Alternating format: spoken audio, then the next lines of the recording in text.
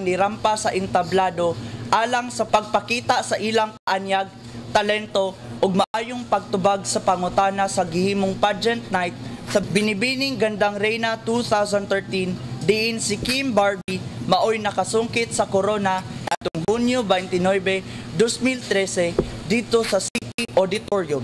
Si Colleen Lopez, number 14, ang nakakuha sa Binibining Gandang Reyna Pintaflores ug bulahan nga mihakot sa mga minor awards ug special awards nga naglakip sa Best in Festival Costume, Best in Long Gown, Best in Swimwear, Miss Photogenic, Miss Dexter Pizza, 109 Resto Bar ug Miss Charlene's Fashion and Bridals. Samtang si Maria Guzman, number 2, maoy nakasungkit sa Binibining Gandang Reyna Tourism, Best in Talent ug Miss Benmar. Nakuha usab ni Barbie, number 9, ang Best in Production Number ug Miss Professionalism.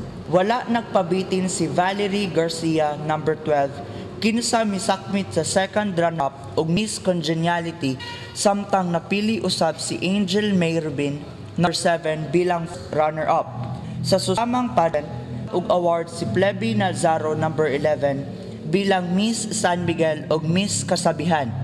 Si Troy Palmares, number 6, maoy naka Best in Speaker, samtang si Joanne Kanye, number 16, maoy Miss Coca-Cola.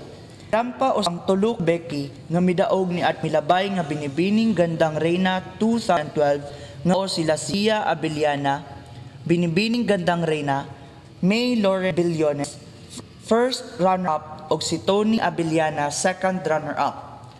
Ang mga ura maong pageant mao sila si Darlene Bis, Kanhime San Carlos, Dr. Ninette Antonio, San Carlos Doctors Hospital, Richelle Lagua, Business, Laila Mesueto, City Waterworks Department, og si CRRMO Officer Joe Recalex Alingas.